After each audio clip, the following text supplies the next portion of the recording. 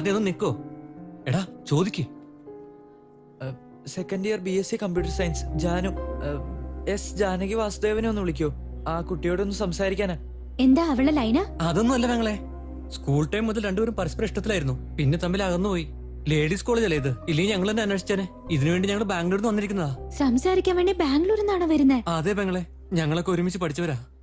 നിങ്ങൾ എന്തായാലും ഇവിടം വരെ വന്നതല്ലേ, ഞാൻ നിങ്ങളെ ഹെൽപ്പ് ചെയ്യാം. എന്തെങ്കിലും പ്രശ്നം ഉണ്ടാവോ?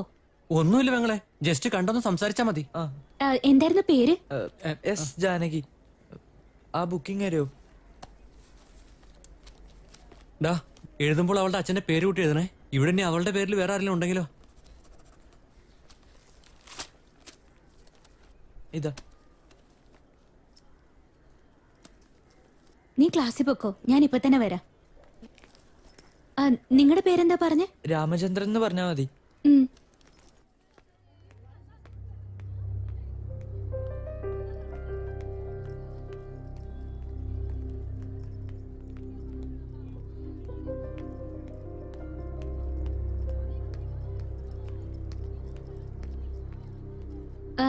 എക്സ്ക്യൂസ് മീ, എസ് ജാനകി നിങ്ങളല്ലേ? അതെ, ഞാൻ തന്നെയാ. അത് നിങ്ങളെ കാണാൻ വേണ്ടി ഒരു പയ്യൻ ഗേറ്റിനടുത്ത് വെയിറ്റ് ചെയ്യുന്നുണ്ട്.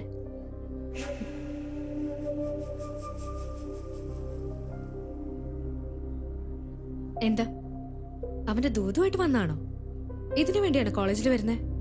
പഠിക്കാൻ താല്പര്യമില്ലെങ്കിൽ പറഞ്ഞാ മതി, പ്രിൻസിപ്പലിനോട് പറഞ്ഞ ടീസ് ഞാൻ തന്നെ വാങ്ങിത്തരാം. ഏയ്, ഇനി ഒരു തവണ കൂടി ആരുടെയെങ്കിലും കാര്യം പറഞ്ഞ് എന്റെ മുന്നിൽ വന്നാ പിന്നെ വെറുതെ വിടില്ല ഞാൻ. നിങ്ങളുടെ കാര്യം പറഞ്ഞ് അവരെന്നെ ഒരുപാട് ചീത്ത പറഞ്ഞു.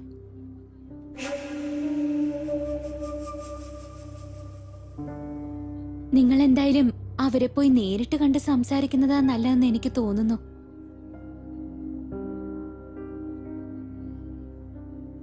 സിസ്റ്റർ, പറയ്. എനിക്ക് വേണ്ടി ഒരേ ഒരു ഹെൽപ്പ് കൂടി ചെയ്യാൻ പറ്റുമോ? എന്താ? ഇനി ഒരിക്കലും ഞാൻ അവളെ ഡിസ്റ്റർബ് ചെയ്യില്ലെന്ന് പറഞ്ഞേക്ക്. എടാ, എന്തൊക്കെയാ പറയുന്നേ? അവള് പുറത്തു വരുമ്പോ നമുക്ക് നേരിട്ട് സംസാരിക്കാലോ. വേണ്ടടാ, ഈ 4 വർഷത്തിനിടയ്ക്ക് അവൾ ഒരുപാട് മാറിയിട്ടുണ്ടാവാം. വാ, നമുക്ക് പോവാം. ഞാൻ പറയുന്ന കേക്ക്. സിസ്റ്ററുടെ പേര് ചോദിക്കാൻ മറന്നു. Geetha. Thanks Geetha.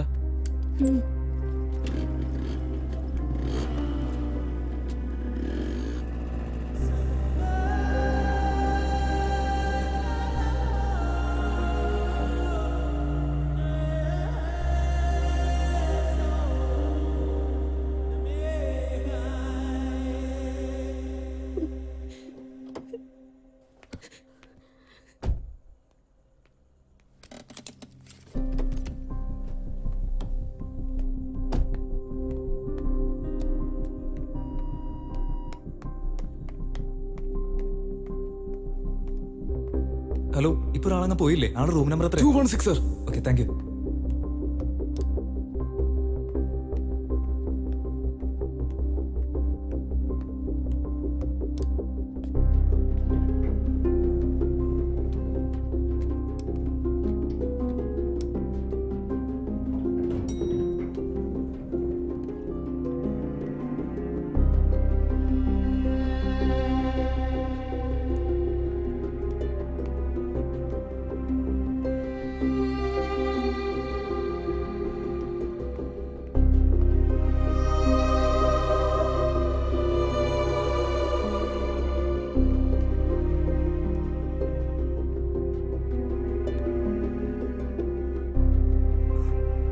Janu,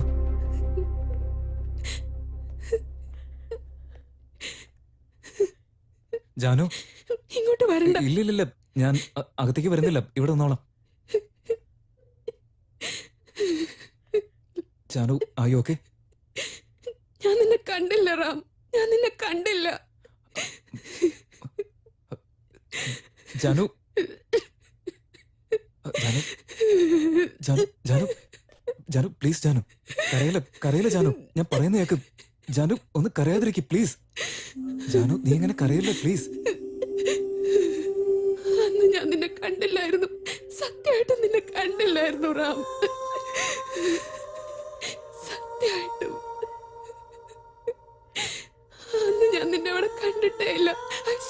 Ram. I swear. Janu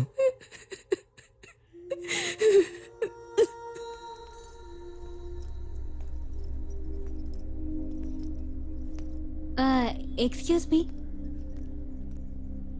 S Janaki നിങ്ങളല്ലേ? അതെ, ഞാൻ തന്നെയാ. ആ, അത് നിങ്ങളെ കാണാൻ വേണ്ടി ഒരു പയ്യൻ ഗേറ്റിനടുത്ത് വെയിറ്റ് ചെയ്യുന്നുണ്ട്.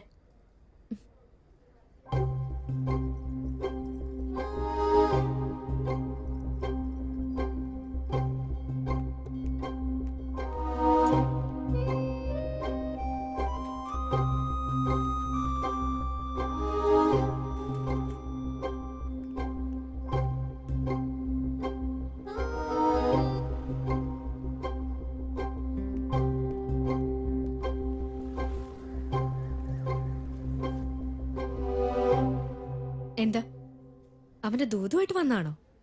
ഇതിനു വേണ്ടിയാണ് കോളേജിൽ വരുന്നത്? പഠിക്കാൻ താല്പര്യമില്ലെങ്കിൽ പറഞ്ഞാൽ മതി. പ്രിൻസിപ്പലിനോട് പറഞ്ഞ ടീസ് ഞാൻ തന്നെ വാങ്ങിത്തരാം. ഏയ്,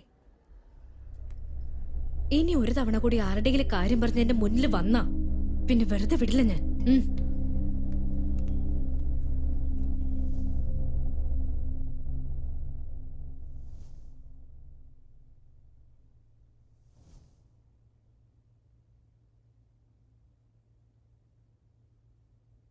എന്താ ഇങ്ങനെയൊക്കെ സംഭവിക്കുന്ന റാം? ഞാൻ കാരണം നീയും വെറുതെ. നിനക്കെന്നെ ഇഷ്ടമല്ലാന്ന് കരുതിയത് എന്റെ തെറ്റല്ലേ? അന്ന് എങ്ങനെയെങ്കിലും നിന്നെ നേരിട്ട് കാണേണ്ടതായിരുന്നു. ആവശ്യമില്ലാതെ എല്ലാം എന്റെ തെറ്റ് തന്നെയാ. അന്ന് ആ പെൺകുട്ടി നിന്റെ പേര് പറഞ്ഞിരുന്നെങ്കിൽ എല്ലാ കാര്യങ്ങളും മാറിയേനെ. ഇങ്ങനെയൊന്നും ആവില്ലായിരുന്നു. എന്റെ തലയിലെടുത്തെന്ന് പറഞ്ഞാൽ മതിയല്ലോ. പക്ഷെ ഇപ്പൊ ആ കാര്യങ്ങളൊക്കെ നമ്മൾ മനസ്സിലാക്കിയതിന്റെ കാരണം എന്തായിരിക്കും? അന്ന് നടന്നത് തന്നെ മനസ്സിൽ വെച്ച് ജീവിച്ചാൽ മതിയായിരുന്നു, അല്ലേ ജാനു? എന്റെ മനസ്സിൽ നീ മാത്രമായിരുന്നു. എന്നിട്ട് പോലും നീ എന്നെ അന്വേഷിച്ച് വന്നതൊന്നും ഞാൻ അറിയാതെ പോയില്ലേ? മനസ്സ് വേദനിക്കാൻ ഇപ്പൊ ഒരു കാരണം കൂടെ കിട്ടിയല്ലേ?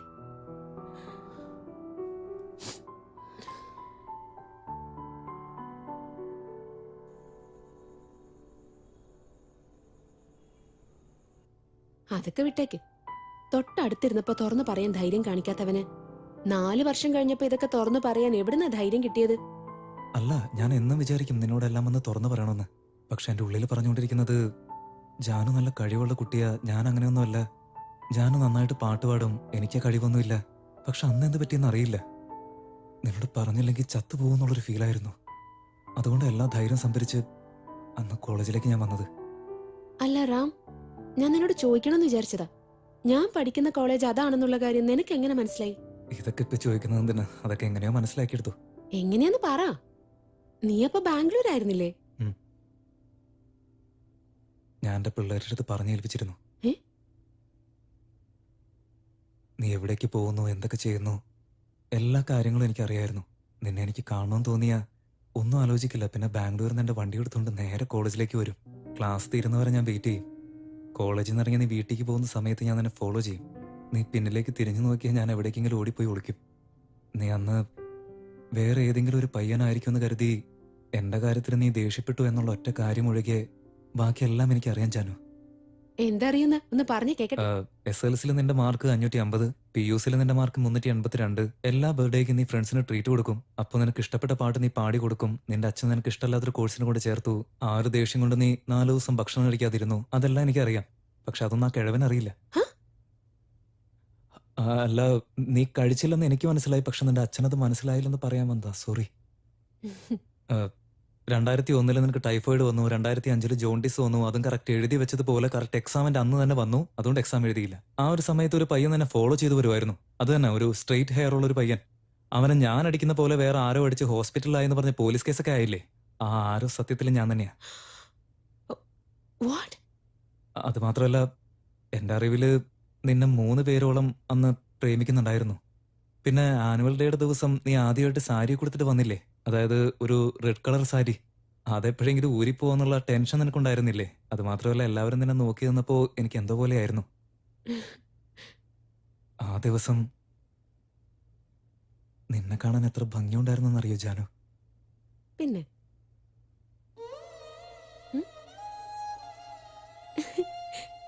ഒരു പ്രാവശ്യം കൂടെ കാണിച്ച്.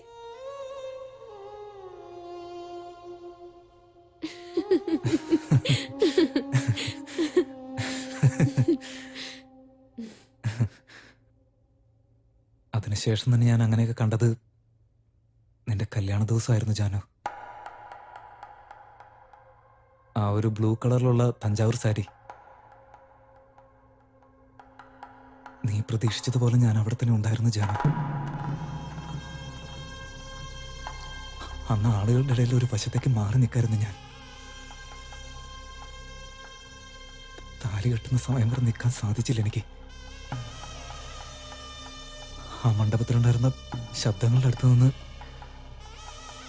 എത്ര ദൂരം ഓടിപ്പോകാൻ പറ്റുമോ അത്ര ദൂരം ഞാൻ ഓടി.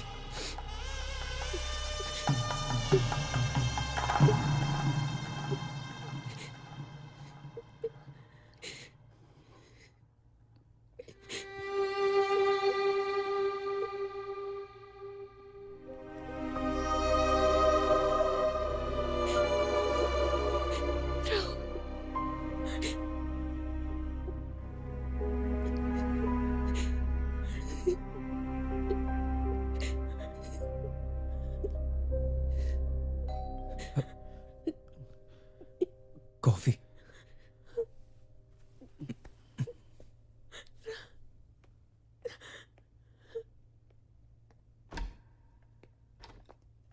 സോറി സാർ, കുറച്ച് ലേറ്റ് ആയിപ്പോയി. ഇല്ലില്ല, കറക്റ്റ് സമയത്ത് തന്നെ വന്നേ. വേറെ എന്തെങ്കിലും വേണോ സാർ? വേണ്ട വേണ്ട, ഇത് Thanks. മതി.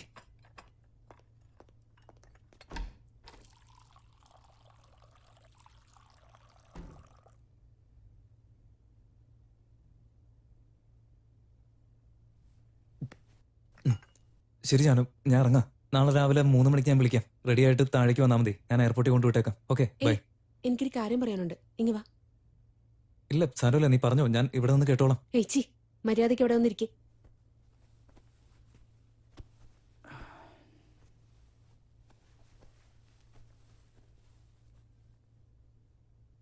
ഇപ്പൊ 20 വർഷമായി നിന്റെ ഈ മുഖം ഒന്ന് കണ്ടിട്ട്. അതും ഈ ഒരു രാത്രി മാത്രമല്ലേ. ദൈവത്തിനോട് എത്രമാത്രം നന്ദി പറഞ്ഞാലും മതിയാവില്ല. സാരില്ല, അത് ഞാൻ നാളെ തന്നെ പറഞ്ഞോളാം. ഇന്ന് നീ പോയി സമാധാനായിട്ട് ഉറങ്ങ്. ഞാൻ നാളെ വരാന്നൊന്നും പറയാൻ നിൽക്കല്ലേ. ഇന്ന് നീ എന്റെ കൂടെ തന്നെ ഉണ്ടാവണം. മനസ്സിലായില്ലേ? എന്താന്നും മിണ്ടാത്തെ?